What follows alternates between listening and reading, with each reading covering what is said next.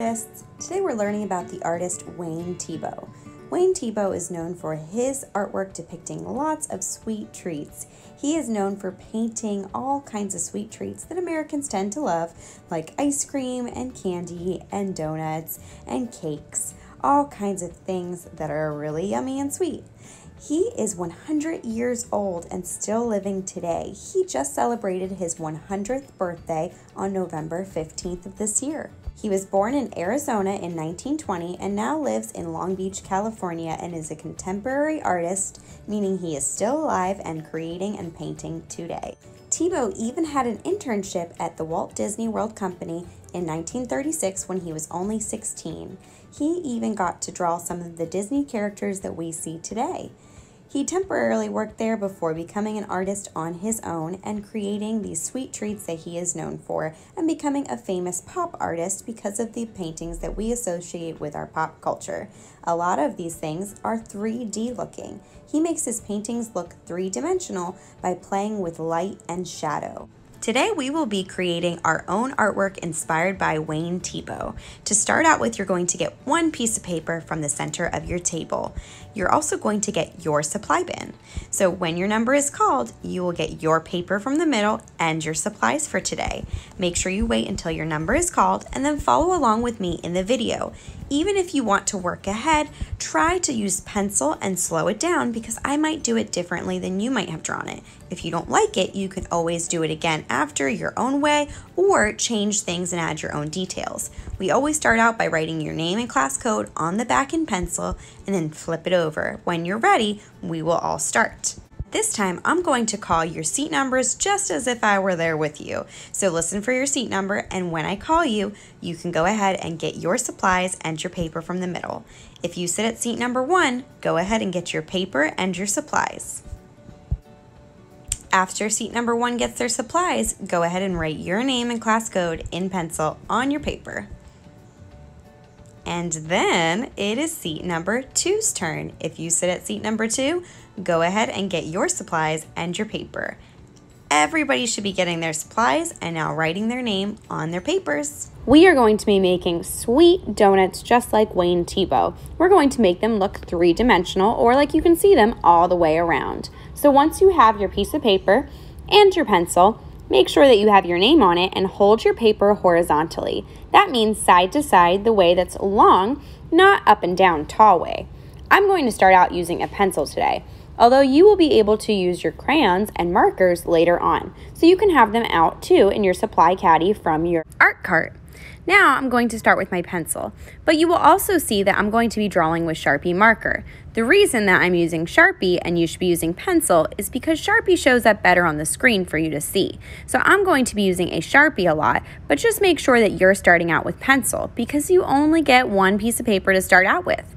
After you give the first one your best try by drawing along with me, then you can have as many pieces of paper as you want to complete more when we're done.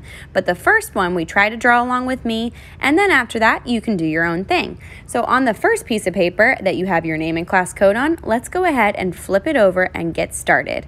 The reason for using pencil is because it has that handy dandy eraser, so make sure that you are starting with a pencil instead of a Sharpie. What are you going to start with, boys and girls?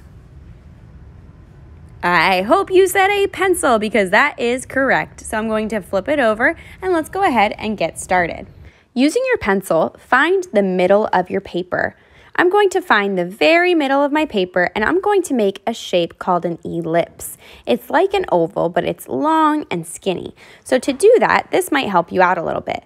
I'm going to go ahead and draw with my Sharpie, and that's going to help you be able to see what to draw with your pencil. So I'm going to go ahead and show you again with my Sharpie. So go ahead, pick up your pencil and make 2 little dots in the center of your paper. Now I'm going to connect those dots with a big rainbow arch that goes up and over.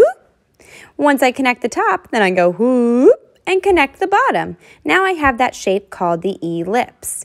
Now I'm going to do the same thing. I'm going to put a dot to the left of my ellipse shape and one to the right, still in the middle. That's going to help me draw a big rainbow arch all the way up and over, and connect. Now I'm going to do the same thing on the bottom. Remember, we can always pause the video to let everybody catch up. Go ahead and follow along with your pencil on your paper. Now I'm going to do something called ghost drawing with my finger.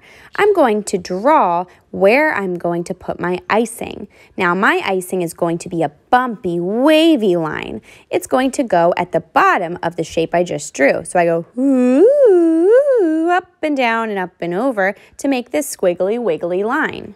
I'm going to go ahead and go over it with Sharpie. I would suggest doing pencil the whole time, and you can use your Sharpie marker later to trace, just like I am right now, tracing over top of the pencil lines that I think I did a good job on. But just in case I make a mistake like everybody does, it's good because I can erase it with pencil. Now, once I'm done with my wavy icing line, I'm going to be connecting the bottom of the donut, the cake part of it. So to do that, I'll show you with my pencil. Remember, we can always pause the video here if we need everybody to catch up. On both sides of the donut, I'm going to be bringing it down, an arch or a curvy line on one side, and the same thing on the other side. I'll pause it here to give you a second to catch up. Now I'm going to connect both of those lines at the bottom. That's going to be the bottom of my cake part of my donut. That will be a different color than my icing when I get to coloring. Now I've got the main basic shape of my donut. I might add a little detail like the icing right here to make it look more round and 3D because the icing seeps on the top of the donut, they pour it on, and it starts to drip, just like the lines we drew. Now, you could outline with your Sharpie, but if you were using a pencil, you can always erase and change things about it. If you were using a pencil and then trace over with Sharpie, you can go back and erase your pencil lines that you might not want there to clean it up a little bit. Remember, always erasing in the safety zone of your letter L with your hands.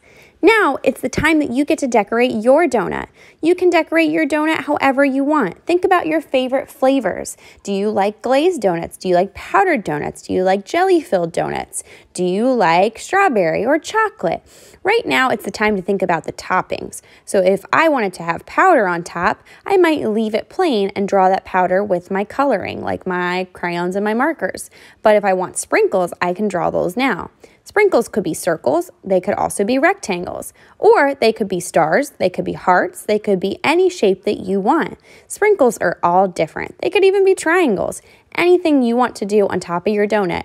You are the artiste, so you can decorate your donut however you want. I'm going to even make a second donut right now. That way I can decorate them different and show you that all art is unique and you can make your donut your own. We don't have to copy my toppings. That's boring. I want to see all the different flavors of donuts that you can come up with. So remember, I started with that oval in the middle or that ellipse shape. Go up and over to connect. Do the same thing on the bottom. This is the super speedy way. Make the wavy curvy line for the icing. Connect the bottom cake part. Make my icing at the tippy top around that middle part of the donut with the hole in it. And then I will go ahead and make my toppings on there. So this time I'm going to make some circle sprinkles. It can be however you want it to be. Go ahead and use this time to start to think about what kind of toppings you want to put on your donut. You can do that with your pencil or your Sharpie or both and be outlining and tracing. Now I'm going to draw something called the horizon line. Please go ahead and do that now so you don't forget. That's the line that's in the middle of your paper. It's always in the middle or a little bit lower, and that separates the land, or in this case the table that the donut's sitting on, from the sky or the wall that's in the background. That's what's behind the donut. So I go ahead and make that line on either side, skipping over the donut to show that that donut is sitting in front of me and that that table is behind it. So those lines are on either side of it, showing the horizon line. That's a fancy schmancy art word for where the table separates from the wall or the sky if it's outside. Now I get to color baby color. I'm going to be using a combination of markers and crayons. Now yours might be in a different container than mine, and that's okay. Just make sure that you always return them with their caps on or back into their bag or container that you found them in, We always want to leave our tables better than we found them, especially if you decide to use both markers and crayons. Remember, we keep the caps on the back. You use the side of the marker if you're trying to make a thick line, and if you're trying to make a thin line, you use the little point. But we never press down hard on our markers, and we always make sure to put the caps on them. I'm going to go ahead and outline my icing of my donut. Then I'm going to use my marker to maybe color in the sprinkles. I'm going to use my marker only in certain little parts of my donut decoration. And then I'll use my crayons for the rest. A combination of both markers and crayons really makes it look awesome. I'm going to use the crayons to color fast after I finish with my markers. I'm speeding up the video here in lightning speed, so remember, I'm not really coloring this fast. You should take your time and do your best work. Now, the good news is you're going to get to take these awesome sweet treats inspired by Wayne Thiebaud home today with you. So make sure you do your best work so that you can take this home with you today. You can even add a tablecloth or a design to the table. You can color the sky or the background, and always make sure you sign your name. If your name's on the back, that's okay. It's good enough, but artists always sign their name in the bottom right corner when they're done.